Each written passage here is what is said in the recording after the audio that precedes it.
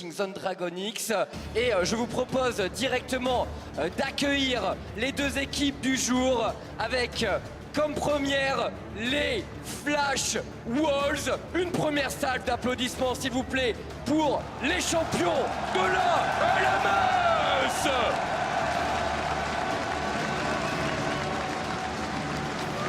Quatre fois champions consécutivement dans leur région. Ils sont la très grande surprise des group stage de ce MSI. Je vous demande, le Zénith, Paris, encore une fois s'il vous plaît, de faire du bruit pour ces joueurs Flash Wolves.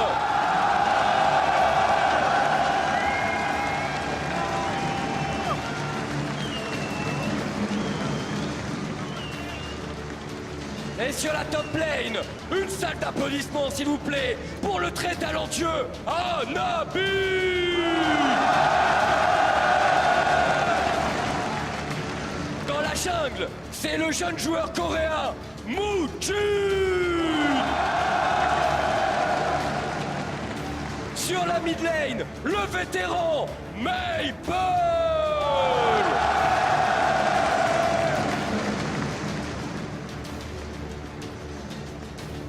Au poste de Cariadé, des encouragements s'il vous plaît pour Betty.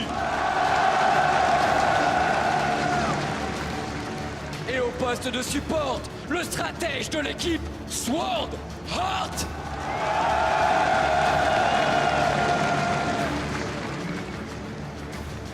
Des applaudissements également pour le coach de l'équipe War Horse.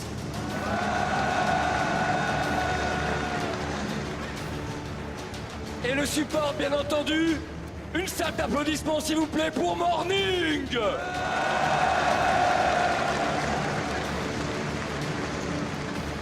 Pour les Flash Walls, une dernière fois, on les encourage, s'il vous plaît. Et bien sûr, Chips, leurs adversaires ne peuvent pas être négligés. Champions de Corée, la région la plus compétitive du monde, j'ai nommé les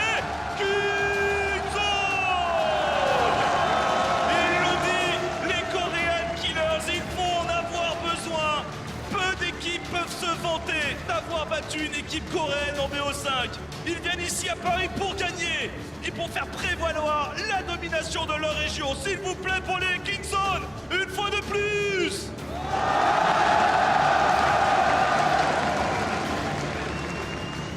Sur la top lane, le conquérant, Khan.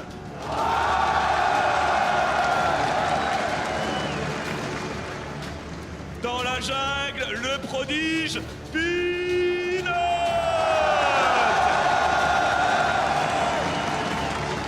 sur la mid lane, l'homme qui marche dans les pas de Faker, BDD.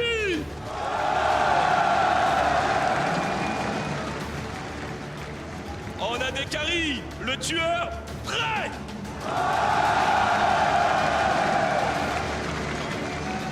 Et afin de le soutenir, bien sûr, Gorilla.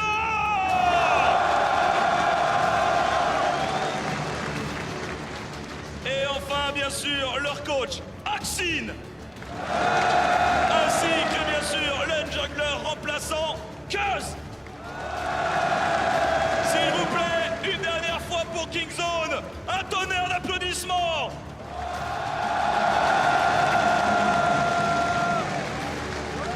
Mesdames et messieurs, vous pouvez prendre place, car cette deuxième demi-finale est sur le point de commencer. Une dernière fois pour les deux équipes, s'il vous plaît, un tonnerre d'applaudissements.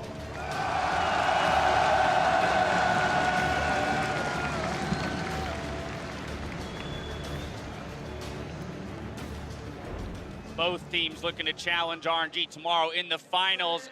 Neither team in their home region, but the Parisian crowd, very warm welcome handed to both of these squads as they take to the stage today. Now, the winner of today's best of 5 will move forward to the finals taking place tomorrow against RNG, who put on quite the show yesterday against Fnatic. And that's the thing, RNG really didn't have to stress so many strategies. They came out with the Caitlyn, they kind of rolled over Fnatic, but still a very close 3-0. Yeah, the games had Fnatic with a gold lead in all 3 of them, but they could never quite get over the hump to killing RNG's Nexus. Yeah, I think They managed to give the European fans a lot of hope in each game, and I'm glad they never actually backed down. They didn't try and change the strategy. They kept looking like the same team over and over, but let's be honest here, they were outmatched towards the end of each game, and that's why they lost 3-0. Some questions definitely raised, though, about the state of RNG as they looked near unbeatable at the end of the group stage, and because of those gold leads built yesterday, Jap, the question is, hey, would another team with similar gold leads be able to bridge that gap? Yeah, and that's something we're going to have to judge based on today's games as well, because RNG didn't have to change their strategy that often. We don't know how much more they have in the tank. So let's dive right into it. Moving on to today's series, despite what felt like a total implosion for the Flash Wolves at Worlds 2017 and moving into 2018, the representatives from the LMS finished top 2 in MSI groups and must face a Korean team in the semifinals here. And that's the thing, you know, losing Karsa, losing that Karsa Maple Star synergy, a lot of people discounted Flash Wolves, but they came in very hot and heavy into the group stage, rolling over everyone with massive leads, and particularly in the early game. These are, you know, 20-minute teams tops trying to find their wins at 25 to 27 minutes. Yeah, and at the end of the day, it's the best group stage that Flash Wolves has ever had at MSI. They've 2-0'd a Korean team before, but have never looked this good going into the knockout stage. So then let's go ahead and contrast that to the kind of rocky group stage that Kingzone had. Of course, getting 2-0'd by the very team they're going to face today. Yeah, it's been such a weird tournament if you are a Korean fan, and we were all sitting back home during the split watching a Kingzone team destroy the LCK and felt like, okay, they were going to be unbeatable. But we have seen multiple members have issues when it comes to carrying games. Like Khan does not look like the guy we saw back in the LCK. BDD is no longer the guy who can just always get control of mid, and has left a lot of questions around Kingzone. Exactly, and you look at how much they dominated the LCK, and then you also look at their international track record as a region. The LCK 19-3 in best of 5s against other regions all time, and if you just look at MSI history, 2 out of 3, the last 5 world championships, they've been so dominant, and Kingzone has looked shaky. Well, this stat actually just makes it so hard with today's game, because you want to just look at a group stage and say, Flash Wolves look like the stronger team. They know exactly how to beat Kingzone. But because it is a best of 5, because they've had a couple of days now to look back at what went wrong during the group stage, it just feels so hard. Always the adjustment period. Exactly. It feels so hard to say, oh, no, this time it will not be the Korean team winning. Well, let's try and parse through it a little bit to see how we got to the point where most pre-tournament predictions went totally awry. Look no further than the performances in the top lane, I think, with these two squads. Yeah, for me, Khan, it's his individual performance. We've seen the carries, we've seen the tanks from him, but it's mostly just his decision-making that he's making on the map. You know, some of these teleports and the likes. Yeah, and then you also have on the other side, Hanabi has been so strong in different situations. You thought he was just a tank player, then he pulled out the Yasuo up against Kingzone, and as a rookie, that was very unexpected, not to mention how often they've been able to blind pick his champion for the team. That one is really important for their draft, which is something we can discuss later as well, but Hanabi often gets left kind of on his own, and he needs to do well against very good top laners. Khan is then the guy who normally punishes that. He will destroy you if you leave Khan alone. Not this tournament. The thing that I'm really impressed, though, with Hanabi is his ability to recognize what his responsibility is to his team, however. When he's on a tank, we heard Fnatic talk about this guy is constantly grouping, he's not playing the side lanes, and it's because he recognizes exactly what Flash Wolves need from him in any particular moment. It's probably fair to say that Khan has not really recognized what Kingzone needed from him in a lot of the games. When he's been on a tank, or when he was on the Vladimir, he had bad TPs, or he was at the wrong place at the wrong time, like this example we see here where he just ends up dying. That's the TP I just referred to before you, where it's not even necessary. They've already left the team fight, and he comes in and he just ends up dying. And it's been a very rough tournament because he's not been able to just dominate 1v1. I think it's interesting to think about the fact that over the last 2 years, if you think top lane, you think Khan. That name will rise to the top of a lot of discussions. You think the last 2 years, you think top lane. Hanabi was not a name that was known for many people prior to this tournament alone. And so what a task he has ahead of him, a best of 5 against Khan, even though he has found success so far in the group stages against him. But with that, I want to turn our attention to the prediction phase, that fun game we like to play around these best of 5. So who do you believe will deny, or rather make that trip to the finals and challenge RNG for the MSI title? Chat, we're going to start down there. Yeah, you look at the way the Kingzone played in the group stage, and I don't think that's Kingzone's level. I think they will be able to recover a little bit for the best of 5 stages. And I look at how Flash Wolves was able to start 6-0, but finish 1-3. And I think Kingzone's going to be able to figure out what I think is a relatively fragile game state that Flash Wolves been able to win in. And I think if Kingzone plays more like they did in the LCK, Khan with confidence, Peanut with confidence, aggressive play that they haven't been able to hit, they'll win 3-1. Jat, trust that the homework's been done for the side of Kingzone. Deficio, what are you thinking? I'm going Kingzone 3-2. I also trust they will look better, but I still think there'll be some issues for them. They will definitely lose some of these early games. They will have some issues in certain drafts where Sword Art gets a counter pick and bam, Flash Wolves can just fire off and actually do really well. But the reason I think the 3-2 kicks in is because Flash Wolves' late game, I'm not confident they will always be able to close out these games. I'm not confident they can always manage to secure that first Baron against Kingzone. So I think there will be some of these games that will bounce back. And then I can see with the flexibility of a Kingzone lineup towards the end of this, they know how to draft and they know how to beat Flash Wolves. Frostgun, what do you got for me? I'm going to go Flash Wolves. I think when there's smoke, that there's fire, and I'm tired of a lot of people just banking on the fact that this is the Korean team. They cannot be infallible in a best-of-5. I think we need to separate some of Kingzone from Korea. This is Khan that's underperformed multiple times on an international stage, including at Worlds. This is Sword Art against Prey and Gorilla. He has a winning record against this duo right now, and I think that stylistically, Flash Wolves hitting hard and early. Yes, if Kingzone play how they did domestically, they're just going to go toe-to-toe. I don't necessarily say LCK go back to that aggressive style and then roll over Flash Wolves. Well, unlike yesterday, we have a split desk this time around, so I want to get into a little bit more why these predictions are made and how you think they might be fulfilled with some win conditions for these squad. Jat, you talk about maybe the homework being done for Kingzone. In your mind, what answers do they need to have arrived at in order to take down Flash Wolves? Yeah, well, looking at Flash Wolves' successes, I think where Kingzone ends up starting. When you see Flash Wolves win, Mugen has the highest jungle proximity as well as camping mid lane for most of the game. Then they also get the pressure mid lane so that they can go bottom lane with a range support counter pick and kind of get that pressure. But if anything of that changes, if Khan can take over in the top lane, or if they can actually just get some of those power picks, I think they can foil some of the things Flash Wolves have been working on. But I actually really like how Flash Wolves springboard Mugen into those setups. Out of 11 games, they've invaded level 1 8 times, and so Flash Wolves understand exactly how to separate the map, how to get their jungler ahead. And I think they recognize that this is such a vital strategy, as much as Kingzone will also recognize that they need to shut down Mugen. Deficio, you were the 3-2 pick here, so I want to watch you kind of try and reconcile these points between the two other analysts. I agree with everyone. Both teams can win, but Yeah. I think because Flash Wolves have focused so much on this one specific style, where there is a lot around having invading jungler and a bot lane that can push, Right. Kingzone can go into the very first draft phase, which I think will actually be the most important one for the entire series, because it will show us if these teams are reading each other. Kingzone can go in and say, we will actually last pick for Gorilla this time. We will try and have a winning bot lane. And let's see then if Hanabi is ready, first game on stage, to grab a carry top and go toe-to-toe again. I can feel the energy on the desk. I know you guys want to jump in some more, but it's time for some gameplay. So we're going to toss it up to the casters to get us into game 1 of this semi-final series.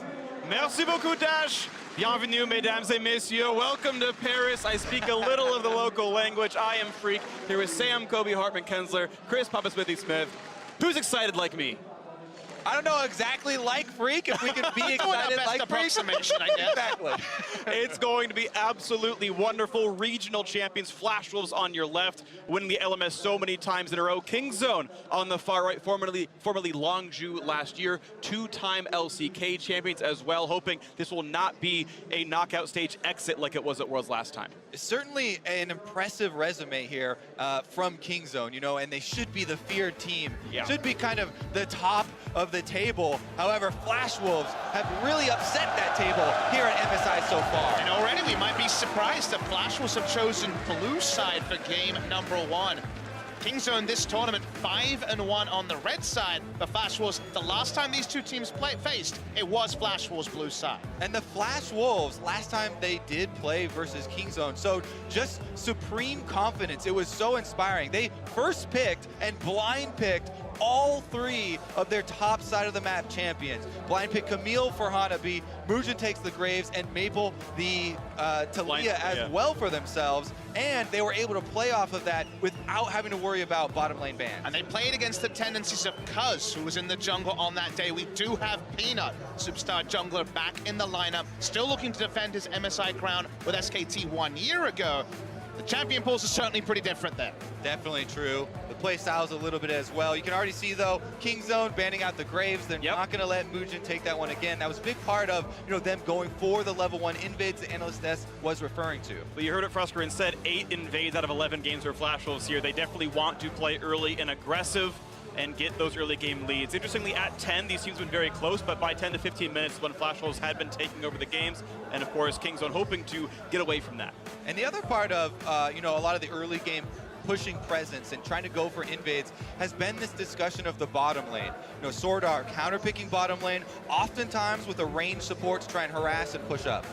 It's very interesting, because look at what's available. Every AD carry, barring, of course, the marksman, jungler, and Grace, is available. Ezreal, available and first pick by Fnatic every game yesterday. Ezreal, we know, Prey was the first teleport Ezreal in the tournament, and it seems like Xayah Rakan is being higher prized by Flash Wolves. That's very interesting as well. Of course, we've seen Kai'Sa be the queen of the bottom lane here, and one that Flash Wolves are willing to give up. The Kingzone might want to shy away from that and have a stronger laning phase. The Ezreal is locked in. Prey's Ezreal, definitely fearsome, but okay. Yes, more Aurelia! I was so excited yesterday to see the Aurelia and how you can play around this. But I first wanted to touch on the Rakan, because this is kind of a different move here from Flash Wolves, where in the group stage, they have tremendously valued range supports. And they only had the one Rakan game. But if you go further back into the LMS, lots of this year was Sword Art, hard engaged, setting up the team through creating the plays himself. And this is actually a surprise as well, the fact that Betty now bringing in his first Kai'Sa game. This is a champion he left up against Kingdom before, wouldn't draft the champion, now bringing it out in the knockout stage. And already you're saying, okay, I need to see more of the draft, because first pick Rakan into not going Xayah Rakan, first time on the Kai'Sa, and it's potentially going to give up Ezreal and Tahm Kench, the very standard duo that we see Kingzone prize so often. So on paper, you're like, okay, this is a whole lot of comfort on the red side. But I really do like the draft from the LMS side, because you can play Rakan Cog into the Kai'Sa and have a good laning phase and try to bully the champion out, saying, yes, go for the safe Ezreal. Ezreal, not much of a lane bully. Now you have a free license to play Kai'Sa and survive a laning phase here. I think this is actually a very good draft, playing on the expectations of not being a Kai'Sa player, Betty. Jungle can change everything, though. Papa Smithy brought up, Peanut is back in the driver's seat, and now he has the Olaf, the premier bully jungler for early presence. His premier jungler as well. 6-0, 65 KDA. Died once the entire year. He was a monster. He played Olaf before the last buffs came through, and I said, I don't know what we're doing here with these buffs for Olaf. He looked even better afterward. The champion just works so well with Peanut's playstyle and trying to utilize those lanes for a lot of early presence, looking for weaknesses in the enemy jungle. But we still feel like we have to, once again, let things like Peanut's playstyle and the Kingzone anecdotes be earned this series, because they haven't been earned. The plaudits haven't been earned on the tournament. So let's watch and see whether they do have the priority to allow them to invade, whether they can ape all the great style they had back in the LCK, because still, there's so much to be resolved. All right, well, the banning phases are ending up here. The Olaf, of course, already locked in, and I'm very curious to see if Kingzone can make the early game work. They had something like a 95% win rate in the LCK. If they had a gold lead at 15 minutes, Olaf, the king of early game jungle. Of course, Ezreal prints free money. I want to see if Kingzone can play the style, as you mentioned, that they had in the LCK. Definitely looks to be a strong opening so far, because Flash Wolves have really relied this tournament on getting the first turret, getting the presence in the bottom lane, but Kai'Sa and Rakan, as well as having Skarner as your jungler, doesn't really jump out you as going to have that bottom lane control. I already mentioned it, this is definitely the lane duo du jour for Kingzone. They go for the Ezreal Tahm Kench all the time. Look at this, actually a shout out by the Flash Wolves fans, going for a bit of a currying favor with the Parisian crowd. Some good memories there. Pantheon made a huge, huge impact. Our first international event here at Paris. Now, though, we also need to remember back to yesterday. Aurelia was played in the mid lane, so technically this is still a possible flex pick for Kingzone. BDD has played many melee champions. Yes, you know, the Scion was one of the premier, and going for the Banner of Command, Aurelia would be played a much different way. And of course, Khan strikes you as an Aurelia player. He was one of the few practicing it in the top lane when it was released. Of course, patches changed much since then, but this is the same matchup that we saw the Aurelia played into yesterday. And it is a very exciting champion that relies so much on cooldown tracking for both you and your opponent. and trying to go for openings with burst damage, as well as dodging spells. Nice, we're gonna have the Camille matchup, as well as dodging spells with resets of your Blade Surge. Sinjax banned against Khan in this tournament, and Camille blind. They'll be getting a really fun skill matchup here. This is certainly one that Khan, if in form, if confident, would back himself into. Yes! The Grandmaster at Arms is here in this semifinal. Oh, BDD can dodge spells, Khan can dodge auto attacks. This is exciting. The quintessential, in my opinion, Khan champion in the knockout stage, game 1. And we know what they have. Great dive, great backline access, strong team fighting. They do not have Siege. It's 4 melee champions and an Ezreal. This has to be about exact time. It just needs to be the King Zone invading and setting the tone, because otherwise there could be some great options for Flash Wolves with their mobility. Definitely excited here because we talk about the top triangle of the map so often with King Zone, and now they're running 3 melee champions, gonna look for these all-ins and look for the kills. We may have blood in the water early, friends. This is exciting. Crowd control, ganks, and early pressure seems to be the name of the game here for King Zone. And we'll see if the backline can survive this. Kai'Sa can turn invisible, she can blink around. I actually expect Betty to have the tools he needs to survive a lot of this, but a volatile and exciting early game can upset all of that. We've heard from interviews from both Flash Wolves and King Zone, honestly, that it seems the early game matters a lot more here in this tournament with the quality of players, the type of strategies being run. Early game tends to mean victory. Oftentimes it's first turret. Bottom lane is where a lot of that pressure congeals, but of course with a Camille and a Jax up the top side, top lane split push, 1-3-1, these kinds of styles seemingly in the forefront in this game. I just need it to all come together, Freak. I need to see it on the roof. I need it in my veins. Korean League of Legends is back, but is it just like it was in spring season? Or is it the King Zone that so far this tournament have flattered to deceive? Yeah, it's been very interesting tracking King Zone because you come in and you saw them absolutely smash the LCK Domestic League, and with very few exceptions, Korea wins every tournament they ever go to here. But King Zone have had a pretty rough run, 2-4 in the group stage against other playoff teams. It was not the King Zone we had yet expected, nor was it the Flash Wolves we expected, where it was like maybe they're a 4th or 5th place team, we'll see how they go, but they came out to that 6-0 start. They were 2-0 against King Zone themselves in the group stage. Certainly a tournament that has defied expectations, but now in a best of 5, it could be either team. One of the big tournament metas that involve not necessarily around champions, but play style has been invading around 1 minute. We're seeing Flash Wolves a bit ahead of the clock here. Usually around 1 minute 30, we see the late invade. Already they're sniffing on the top side. Definitely want to get some early vision on where Olaf is going to start and the possibilities of Peanut trying to path around this top half. You can see, as we were talking about, Korea very rarely fails in best of 5s. International tournaments is what this is talking about right here. And yeah, there's a reason everyone, no matter what you saw in the group stage, bets on Koreans. And 1105 days there, 1,105 days was, of course, the famous MSI final 3 years ago, Tallahassee. It was EDG upsetting SKT on the day. Will today be another big statistic to remember? Well, we can see here that King Zone have full vision of Flash Wolves starting their red, using the Skarner to take this one away. And Olaf here, Peanut is, oh, never mind, we're gonna have a little bit of a trade. Peanut is still taking the Raptors, knowing that Mugen is on the red so that he won't have a full red side counter jungle, and he can go cross map to the blue to be able to continue his own path. Definitely makes you want to watch the bot side to see if he can invade with pressure. Speaking of pressure, That's a stun, a lot of damage. Exhaust on Sword Art. He's going to have to turn the Summoner heal, and Betty walks up to take a Mystic Shot, keeping his support alive, but that is a lot of punishment put through. and this does give King Zone pressure and presence in the bot side as a sort of thing that Olaf could invade with to counter jungle Skarner after having watched him take his red. Everyone does get super carried away with the Kai'Sa once she's fed, once she's scaled up with multiple evolutions and has the Rage Blade and is at full power. But the early laning phase doesn't have as many answers. Prey and Gorilla taking advantage, pushing in with the minion wave, and we talked about that setting up junglers to have much more priority. See, Peanut gets that Scuttle Crab here. I want to point out, by the way, this is actually going to be a nice fight in the top side. His stun comes through and able to walk back out. I'm interested in the fact that it is a Comet for Hanabi in the top side. He's not going for a dueling or trading Keystone. He's going for poke, but getting pushed out right now by Khan. Comment very common here for laning phase for trying to be able to have better trades. But let's talk a bit more about this matchup here with Jax and Camille and why Khan picked it into him.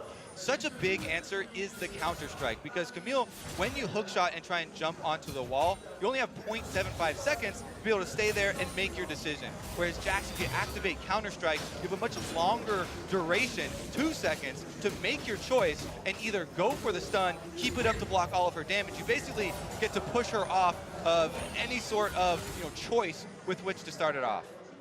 We're seeing the backfill right now. Mugen was there in case there was a dive, as Hanabi was a little bit low on health right there, but going to be able to grab the wave. But plus 6 CS as the lane resets. Khan is so far winning in the matchup. And do notice that overall Peanut did surrender any chance of picking up a red buff. It was a 3-buff start where right now the experience lead isn't being felt, but there will be less camps available to Peanut in his jump.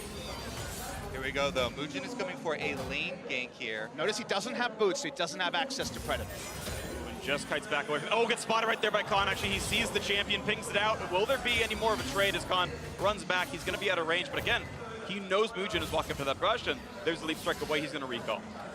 Timing there, and seeing him was so important. No Predator to roll through the lanes. No chance he would have got a shot in at the time. The bot side, though. Good knock a kite back. Yeah, going to be okay here on the spot side. Again, looking at the farm right there. Still a small lead towards Frey and Gorilla, but one that will be made up as the wave pushes in. So much control here for Kingzone early on. And this is kind of the difference that we talked about with what they wanted to change from their last meeting with Flash Wolves. They were so clear in their interview afterwards, we need to play more aggressively. In order to do that, we're going to have to draft more offensively for the lanes and also be more proactive with the jungle. Predator here, though, he's going to go for the knockup. Nice flash wave by Gorilla, but could there be a repeat as Mugen now knows he's got no escape. The slow is in, flash for the stun. They've got the chain CC, the kill. It's going to go over, but stolen by Storyard. Ignite takes the goal. Huge for Flash Wolves here. They immediately target Gorilla, completely ignore the Ezreal. They know that Prey has way too many outs, and they're able to punish him. Tom Kench down early on. Really assertive stuff by Mugen in particular. It was just shown topside, buys the boots, ready to go with the Predator. Successful gank, and like you mentioned, Kobe, turning this kind of defensive Kai'Sa in the laning phase and unlocking it earlier. It's always a big thing in your checklist for winning the game. Not spotted around the vision. The Predator comes up, and Gorilla knows he's in trouble. Yeah, Sword Art able to go in. Rakan very easily forcing the flash out. That makes it easy for Mugen to answer. He knows there's nowhere for Gorilla to go. Flashes in, gets the Skarner stun, and they're able to pick up the kill. And I really like the synergy there as well. Betty ran forward with the supercharger, gave extra distance so Sword Art could jump to him first, then go for the CC as we saw the flash force. But now Peanut looking topside. Hanabi does have flash though. Yeah, and Hanabi is playing it fairly safe, at his turret here, just trying to CS, not overextending. So even though Peanut wants to punish Mugen here for the aggressive bot side move, there's not much that he can actually do. Mugen has been such a standout performer for this team on the world stage, having such big shoes to fill when Karsa left the team, one of the iconic Flash Wolves players. And Mugen has just been a delight to watch and definitely success, especially for a rookie. I mean, his aggressive playstyles kind of reminded me of what I saw on the domestic stage from Peanut this year. So it's been great to see him executing in a way that so far Peanut has been frustrated. Now, Peanut has been able to match farm. We should talk about other people's requirements and kind of responsibilities in a game like this, because of course the most criticized member of Kingzone has been Khan up the top side. Talking about his role and how his role has changed is kind of the most interesting thing. We have a stat here. I want you to look at the columns here. LCK Spring, whether it was a win or a loss, 40% forward percentage. That means he's pushing up. He's making the top laner on the enemy side accountable, usually farming under his turret, while Khan has first priority. Notice here on the right column, 44% in wins. Okay, keeping with that plus 40% stat. 18% in loss. That means he's been pushing. That means that his jungler doesn't have the priority to roam with him and invade. We usually talk about what Khan and Peanut can do together to get him a lead. In those losses, it has not panned out at this tournament. And how emblematic is exactly that scene? Peanut face checks a brush with an axe and goes, I'm gonna hide from my red buff because Khan is under his turret. He can't help me. I might lose my red, certainly my Raptors right now. Flash Wolves has been insane this tournament. They have had such high jungle proximity as well, which is something that we usually associate with just a super aggressive jungler looking for, ganks all the time. But it doesn't just mean ganks, and as the game has evolved to be more tandem jungle pressure, we have seen a lot of jungle proximity numbers being inflated by laners coming to help counter jungle. And as you just illustrated, Freak, right there on your screen, we had a pushing top lane Hanabi, as well as Maple moving up right next to the Skarner to help him out with the counter jungling and further add to those numbers. And while we were really hyped to see the Aurelia into Talia, we know how this lane develops. You're not going to get that buddy system with Aurelia early. She's going to spend most of the lane under the turret. She's very strong at lasting, then maybe looking for a trade when she stacks up her passive blade surging around. But she's not actually going to be able to invade with Peanut, and BDD and Peanut was where every win for Kingzone ran through. They were the quarterback deciding, is it top, is it bot? That hasn't happened for them this tournament. It is so interesting to track, and we're getting so deep into it, even though this game is so close at the moment, because there is so much of this matchup that you're talking about with the Aurelia and Talia that hinges on the possibilities of all-in and kill pressure. Aurelia's big move there is the extra mobility that you can get dashing around with the Blazer, trying to mark your targets with either your E or your ultimate first cast, to then be able to dodge out Talia's skill shots, avoid most of her damage, and close for the jungler pressure. Well, junglers maybe in a time can't showing up on the bottom side as Moody gets exhausted. Right over the wall. It's a lot of damage. He doesn't have a way out in the wall. Unfortunately, cuts off the escape. Mujin goes down, still flashless. Kingzone finally answer. And that kill goes over to the Aurelia, further funding the burst damage that BDD can output. Now he's got a red buff on top of it. Blade Search does apply on hit effects, so this is going to cede all mid lane control over to him for the time being. And we raised the question yesterday when we saw Talia versus Aurelia. Let's bring it up again. In the late game, or in the mid to late game, when these items come together, he's going to pivot all in. Has a reset. Oh, he protects it. BDD with the solo kill. Flawless duet indeed. Places down the first blade, waits for the flash before sending out the second and annihilating Maple there. Last time we saw BDD on the Yasuo never got going. The game was decided around him with the Zac not being able to do anything. This game, he gets his eye in, he has the red buff, and oh boy, does he make Maple pay. We just talked about marking targets for the Blade Surge reset, and Maple, immaculate use there. Now though, on the top side, Hanabi going in. This time Khan is marked. There comes the ultimatum, and here comes Mujin. Does have the open stunned away, and the flash gets him out of range. No chase through. Good escape for Khan. Problem solved through that, didn't die. That was the most important thing there after mid lane has got such a big lead. They cannot afford to return. The Khan struggles on the top side. Evolution of the side lanes here, the Talia struggles may be a thing. We're still waiting for the first, the second Weaver's Wall this game. The first one was to try to cut them off from killing the Skarner. They want to make a proactive one in the first 20 minutes. Now back into the jungle. Flash was licking their wounds, 500 gold down. Kingzone have gotten 2 kills in a row, despite a little bit of early pressure on the bottom side. We can see that Frey has kept up in farm, and Gorilla seems to be in an okay spot as well, pushing on towards his build. So Kingzone finally having a good early game for themselves against Flash Wolves. They had basically never been up in gold the entire time they played them in those 2 games in the group stage. I love what we're seeing there in the mid lane as well, because the kill pressure there that we talked about with BDD, further accentuated by vision control around mid lane. So Maple does not want to step out, does not want to expose himself, and Peanut is using a lot of his time sitting in that brush around mid lane. Has to be available for the counter gank if necessary, trying to patrol that area. Mujin himself patrolling bot side, but the lane gank might be coming.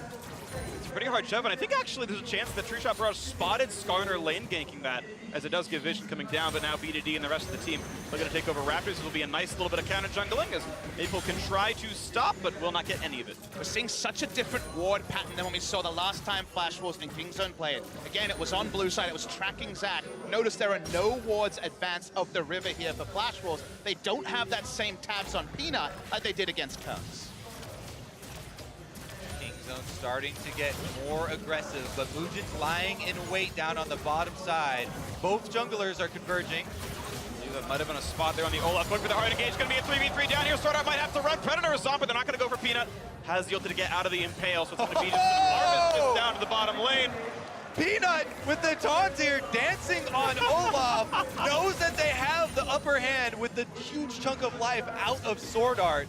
And this is the attitude that you associate with this player. This is the attitude that Peanut will bring to the lineup. It's just such a different proposition to Cuz. Cuz is there to facilitate laners. Laners give the information, laners shot call. That's what BDD mentioned in his interview. When Peanut is there, Peanut decides where you're going. And just like they started off when he joined the roster, both the top lane and the mid lane have changed their names to Ward of Peanut 1 and Ward of Peanut 2. They know where their bread is buttered. Peanut is in his best form when he is the one calling the shots. And now he's definitely feeling confident. He does have timer on the red buff, but it looks like they're going to go over and get the blue first. He definitely has a lot of clearing to do on his side. Looks like it's going to be handed off to PDD. Now 11 on that Aurelia. That's going to hurt a lot. Will get away from True Shot Barrage, but Gorilla can actually threaten to dive. He's going to keep walking up on Betty, and now he has to give up potentially that cannon minion. Can they block the W? Anything else? He, I believe, doesn't get the last hit there. Looks like it died to the turret right there. Either way, red is going to be secured cleanly enough. Mujin grabs that with the smite, but still has not found his way into a gank ever since the first 3 minutes of the game here. Sword Art kites back down. Kingzone getting very good damage to this turret. 3 down there already. Teleport not up for Khan, is for Hanabi, but there will not be a flank just yet as his turret is losing all of its life, and looks like Peanut and Frey gonna share that first turret gold. The Flash Wolves were previously 7-1 when they get the first turrets. But Kingzone have taken that away from them, pushing on the bottom side. Peanut focusing down here, multiple visits to help out and finish off this objective. Now Kingzone are in their normal state that you would expect from the LCK in the early game control. And this time they've got the extra answers to the questions that Flash was posing in the 2 times we saw these teams meet. They surprised Kingzone with the top lane Yasuo. Kingzone thought, okay, blind, no, there's nothing left open. The Yasuo got pressure and was able to carry them to that victory. And then the second time around, it was all about shutting down Cuz. Again, Kingzone, they thought, don't worry, we can just weather the storm and be there for a team fight. That didn't happen either. This time the Aurelia very early has still gotten a favorable matchup into the Talia outside of the early levels. And this time, for once against Kingzone, Mujin is on the back foot and having to give over things to Peanut. And now that we've got the early objective off the table, we'll turn our eyes towards the next sort of power spikes that are going to come through for these teams. Now there are 3 Trinity forces that should be being built here for Kingzone. Khan in the top lane, BDD in the mid lane, as well as Prey in the bottom lane. And once these come together, oh baby, that is going to be the mother of mid-game power spike. The mother spike? Oh, it's going to be beautiful. My favorite item builds coming to fruition here. Kingzone obviously guaranteed now to win game 1 first. Trinity Force is done as BDD will add some more magic just a bit later on in his build to survive the mage in his lane matchup. But this is the beginning of the very good things for Kingzone here. As you mentioned, those spikes coming through. Ezreal about to climb up as well. Betty's on his first item. Obviously, Kai'Sa, no slouch in the scaling department either, but certainly things to watch out for. Kingzone going to feel very good in this mid game. Looking at everyone's gold right now. Still a bit to go for Khan, but not too far away right now is Prey's Ezreal. And Kai'Sa, it's a good thing you bring this up because Betty is going to have a difficult game for himself.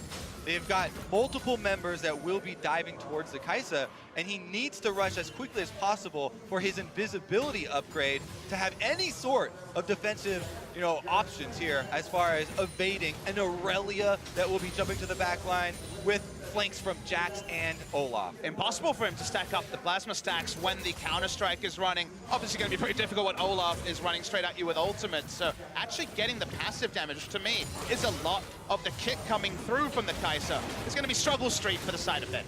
All right, well, here comes the Mountain Drake attempt. Kingzone trying to play around their mid lane power spike. A couple items to everyone else as well. Down 2500 HP, and Flash Wolves do want to be here. You can see Hanabi kiting back to maybe look for a TP. Weaver's Wall comes up, is going to separate Olaf. Can that be the ghost signal? Teleport's coming around. One of them over the wall. Those could be very dangerous. Hanabi might have to jump over to get himself a good spot. Oh, it's going to be a cancel out, and that's going to mean Jax pushing top lane as a trade for this Mountain Drake. Not going to be a true shot barrage to lane. That's going to be secured here, so what can Khan get topside? If you can get the turret, at this point in the game, you might take it. You want to get your 3 Trinity Force power spikes as early as possible. Gold may be more valuable than a Mountain Drake in this situation. When you spike so cleanly at 1 big item on 3 champions, you just take it. Especially considering the locations of the teleports available there. There's no one that's a true tank here on either side quite yet. So teleporting in like that with 4 members of the opposing team around you, even with Counter-Strike available, would be a very dangerous option for them, and they decide to not take that route, just trade objectives, getting some gold on the other side of the map. And I just look at Sword Art's job, because Sword Art has been the god of engaged supports for a very long time. Yeah. Alistair, we saw it in play-ins, very famous pick for him. He's on the Rakan, and you normally with Rakan you can visualize where he's going with the Grand Engines, where he's going with the quickness. It almost seems like he needs to be peeling with that ability in this particular game, because getting on an Ezreal is always tricky at the best of times, and everyone else is going to be in melee range of Betty basically every fight. Yeah, with these squishier melee damage dealers as solo lanes, it would probably be a good option for Sword Art, as you're saying, to peel. Go for a Con and BDD lockup right in front, rather than trying to expend a lot of your movement going towards the back line. But again, every team fight with these dynamic of setups is going to look different depending on the positioning. Well, the power spikes are in, of course, triple Trinity Force here. Couldn't get the Mountain Drake for it, King Zone. They had to wait a little bit longer until the items become clear. Of course, that turret trade is still there. Look at the chunks down. Betty at 1/3 HP just from a simple combo out of Prey, and now the mid lane siege.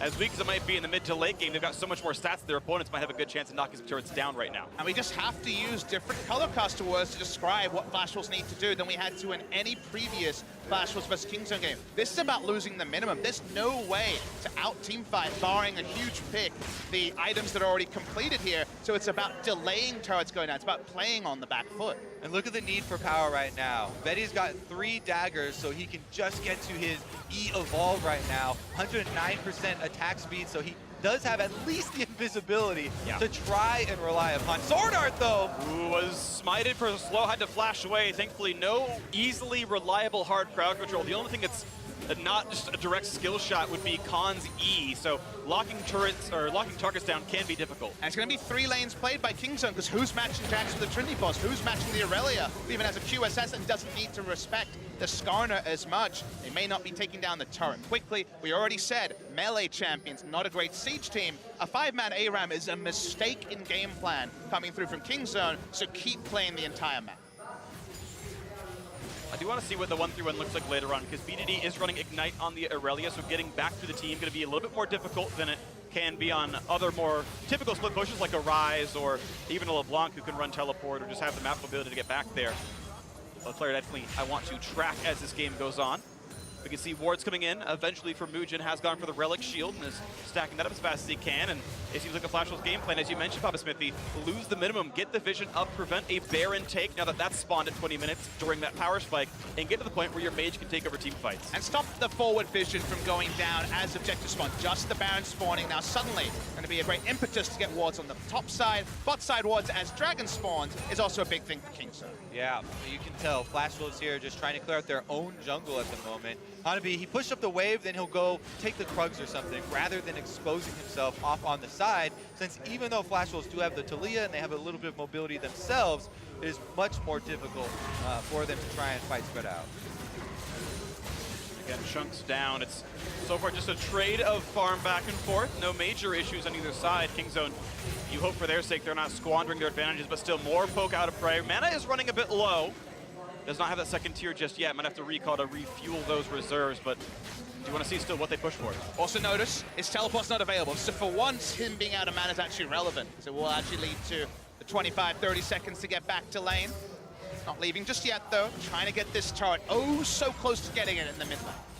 So close to getting the turret, and they're still stacking up these CS leads. Just look how much control and how much gold Kingzone have been getting from the CS advantages for themselves. They've been able to pressure down the objectives as well as get the maximum out of these minions. And that's not just their last hitting better, it's just that because they have 2 unassailable side laners, minions are dying to the turret that Flash Wolves can't get to because they need to respect the power levels of the Kingzone soldiers. As a region, LCK had the highest CS per minute of any of the regions that we had coming here to the tournament. Definitely showing up this time around. Khan now starting to play very aggressive. That bot lane editor turret already gone, now playing pretty much on top of Flash Wolves' Krugs. The Kingzone full court press. Of course, Khan does have teleport. Hanabi's back up, though, as well.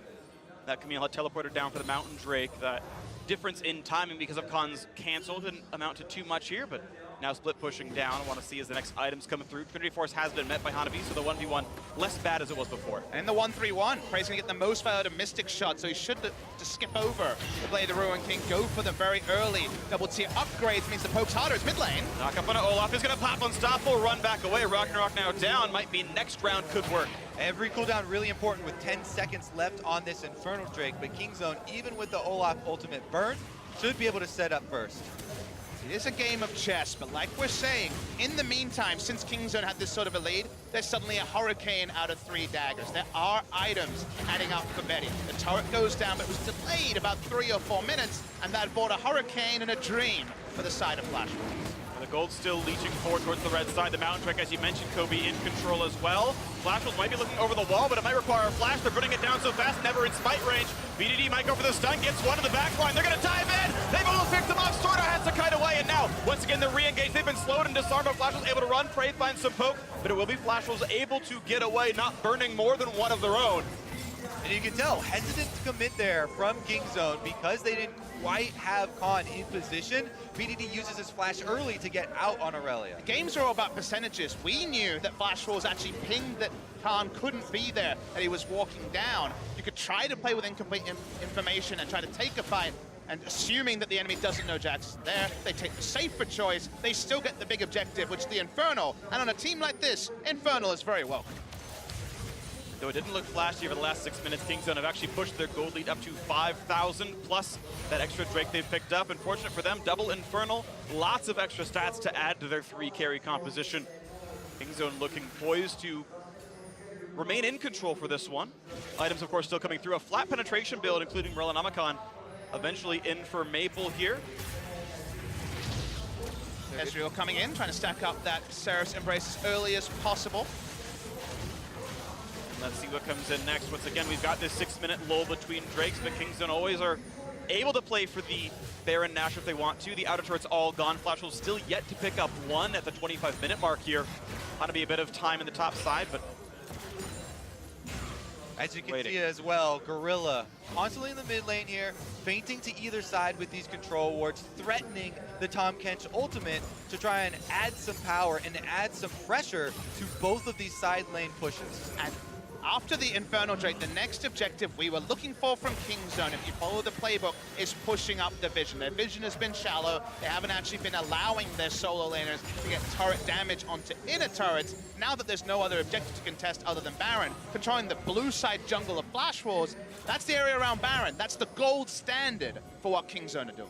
All right, if you're Flash Wolves, you're still looking for that opening in the armor of Kingzone. They have the ability to make it happen. Sword Art, great initiator on Rakan, can pull off a long-range move. Maple could follow with the Talia ultimate, but Kingzone are controlling that vision you talk about so well that they're able to make the rotations and counter so quickly. Now, you look at items like QSS, you can say, oh, but there's no threat onto Kingzone. Consider, like you say, Weaver's Wall, Killer Instinct. They can actually have 5 members collapse on a Skarner very quickly, or any hard CC coming in. So they do have the ability to just pop in, try to burst down one member even through a defensive ability, and that's kind of their best way to, once again, slow down the roll of Kingzone.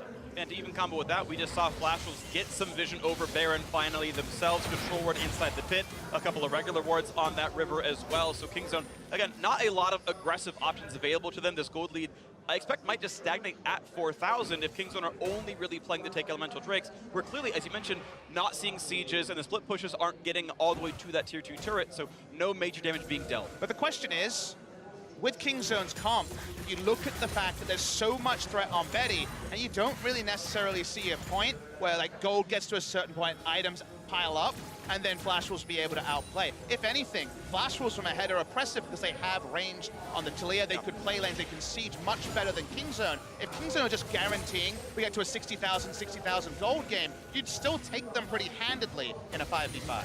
It's going to be interesting to see these 5v5s play out too. Sword Art does go in for a knockup. Once again, it's the ulti down from Olaf.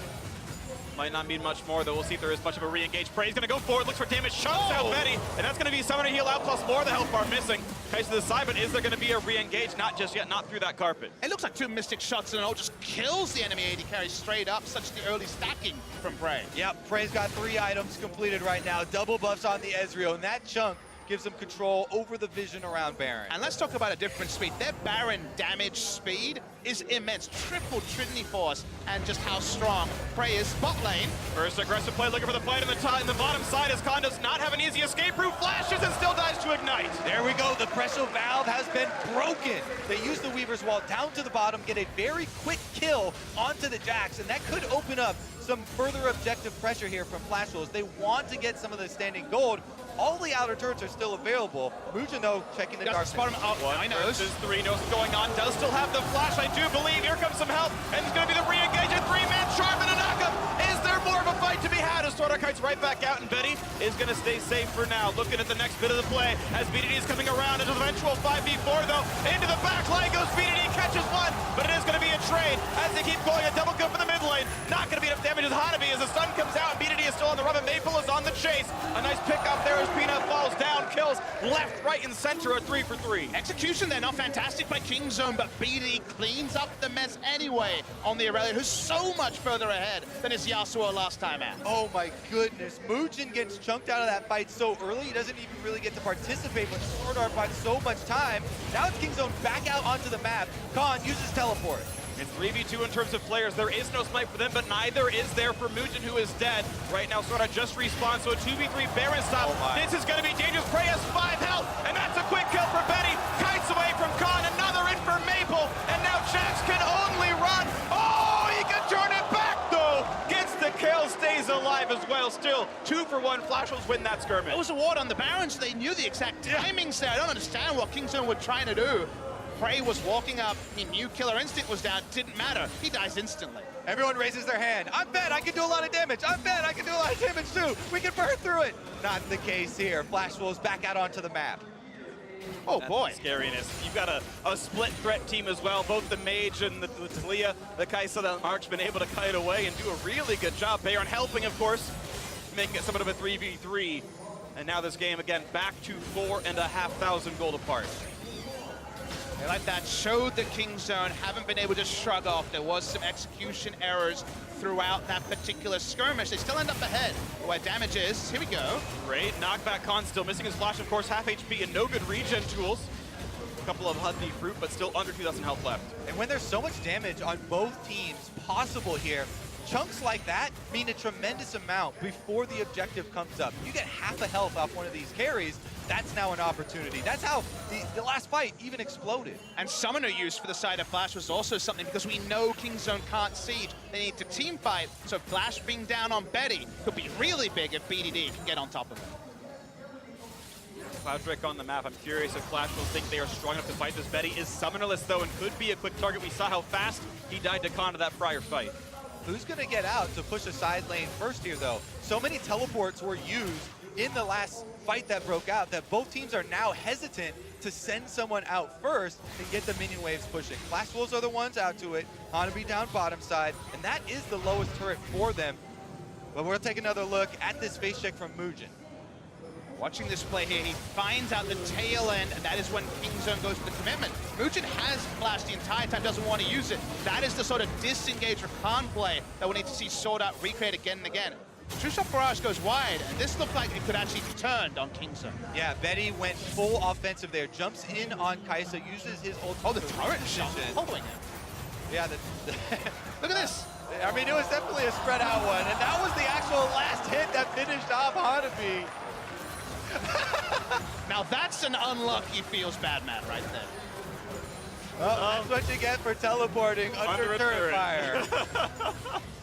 Slight mistake there. Yeah, Kingzone, that ended up being an overall kind of a 4v5 fight. The Kingzone in that battle went 3-2 in. So turret plus the champions helping out pretty nicely. Again, back to this 4,500 difference. Cloud Drake up, and Kingzone might just get their second Drake in a row here. This one will affect combat power, and yes, no still going to be had, so Flash Wolves really not able to fight for these objectives easily. And when Kings are in formation and being able to tank up an objective, Flash Wolves can't run at them. That's not what the comp is drafted for. They need to create temporary space with the Weaver's Wall. They need to get value out of the Skarner ultimate and divide up Kingzone. If you're walking into Jackson Aurelia, they say thank you very much, and they turn on you. I love setups like this because it really puts your communication to the test. Target focus is so important here, and who is going to be using the crowd control to peel.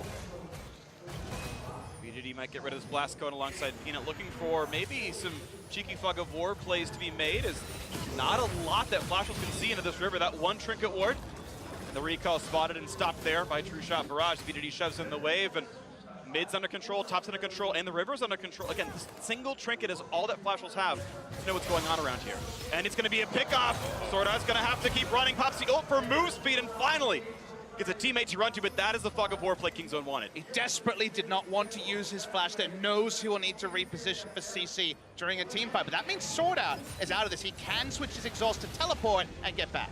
Wow, that's two vision tools used at the same time. Reaper's Wall plus the blue trinket. Even last time Flashwolves can use. The con is in. Looking for the play. Hanabi's going to pop the ult. United keep running, though. Hellfire's running low. The dive is in. They've got the pickoff, and they cannot re-engage through the zone smith. They've got to give them the space that Kingzone need. Predator's been popped as well, and Flashwolves trying to push out mid lane while Kingzone revert to their 1-4 here with Khan's teleport still on cooldown. The Aurelia ult being down means that turn from Baron isn't quite as lethal. Speaking of turns from Baron. And Khan is right behind. There's going to be a big stun. He gets 3 of them with it. Is this going to be the team fight? Peanut's coming around for the slow as well. Muja running out of health. Flashes away. Just stays alive. Betty just cutting out as well. Pops the ult and the invisibility. An unstoppable Olaf is coming for you, but he's not going to get the kill. Prey, however, will. 2 for 0 in this fight so far, and they're running. Flashwolves licking their wounds as Kingzone get 3 straight kills. So incredibly close, but those 3 kills are going to be what tips this over the edge for the Baron. It's by the narrowest of margins. The gold lead is certainly being reflected in how close team fights are playing. Flashwolves playing them well. Kingzone just ahead. Kingzone health bars are low. Peanut's got a life steal. This one, a good fight, could get a double kill, but looks like Smite is all but a guarantee. No one's in range to steal. Prey goes over. Ooh, Maple puts some damage in, but Baron secured by Kingzone, and their lead almost insurmountable. What a play here from Kingzone. Knowing they don't have a lot of defense to tank the Baron, they're committed to this turnaround. Here's the second one, actually, where Flashwolves move back in. But Khan, he just left, and he's instantly back. The lack of defense is clear in how low these health bars fall for Kingzone. They're trying to buy space for Prey. They don't have Guardian Angels yet. They're trading upon very fickle margins, such narrow margins between the two teams. And that last flawless duet from BDD finds the stun onto Betty, taking down the Kaisa, putting a stop to the damage output. That is what saved the lives of the other Kingzone members.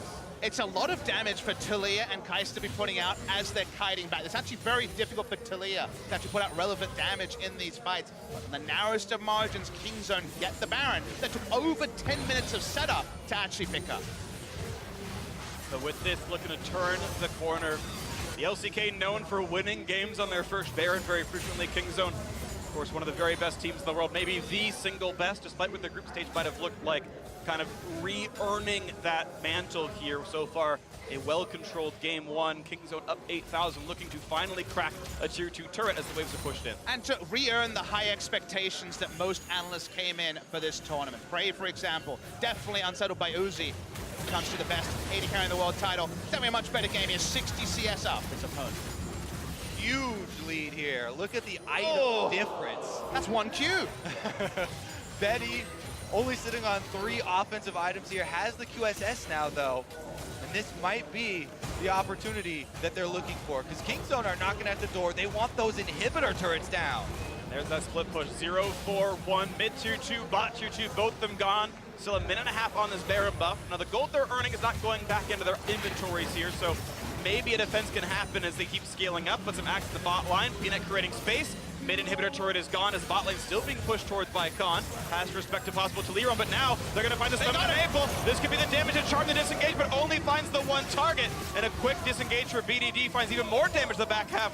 It's got some mark targets to go for. Look at Hanabi forced out as well. Mid inhibitor is gone, and down to the wave that Khan prepped up there, just taking over the entire base Kingzone. And when you have triple Trinity Force, just chunking someone out means a turret dies, means an inhibitor dies. They have insane damage to structures. That means they do pick up the all-important bot lane inhibitor. Of course, gives them a great spot for that Baron, and 2 inhibitors down for Flashwolves. It's really fun to watch either BDD or Khan go for these burst trades and then have Gorilla right behind them for the Devour to reset afterwards. Currently, Flashwolves, 2 inhibitors down.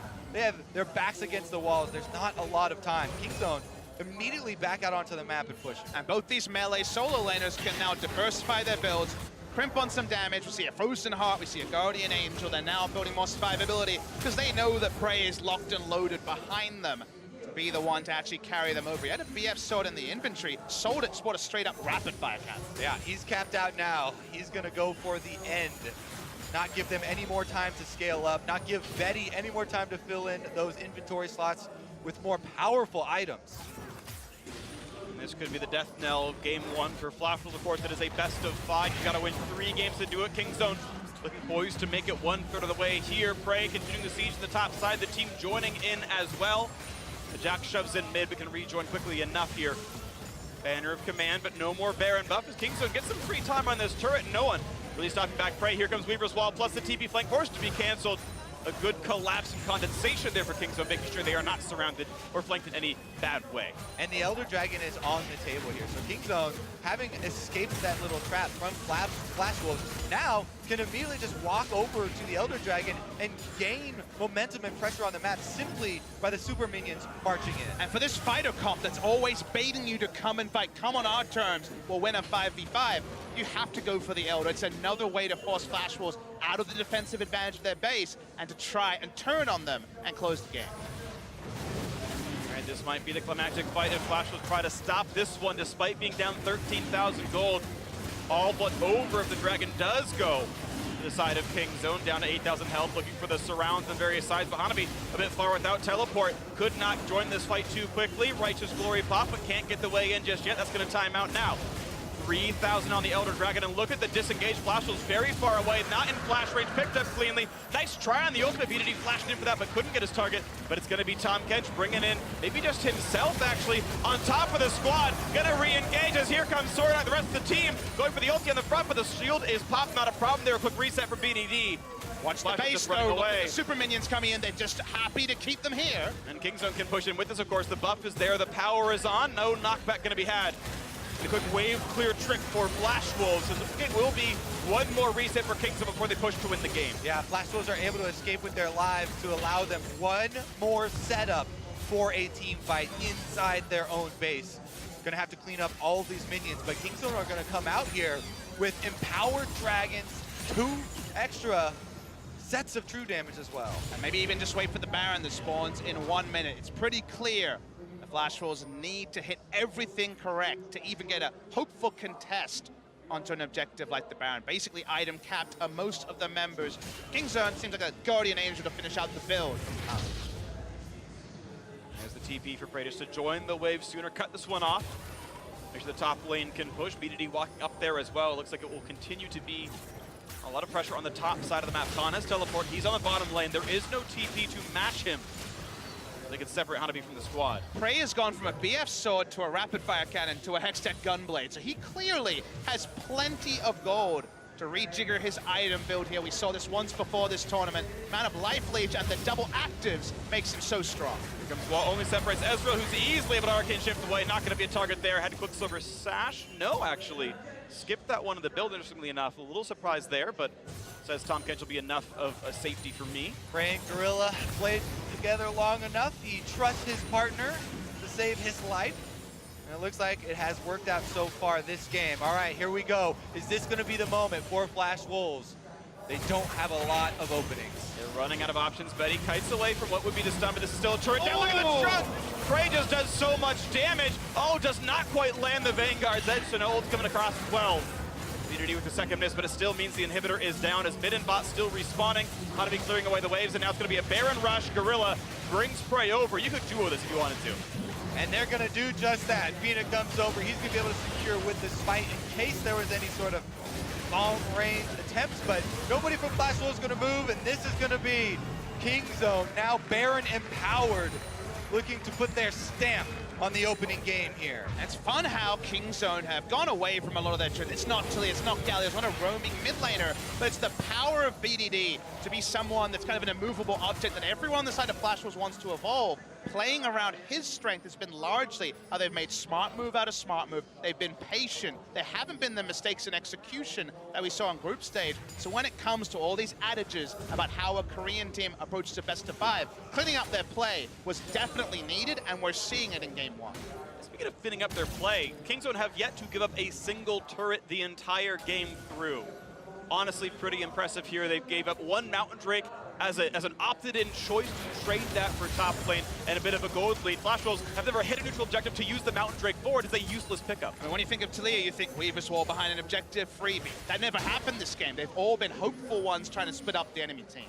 Yeah, Kingzone talked about wanting to play offensive for the rest of this tournament, and they have done just that in the opening game.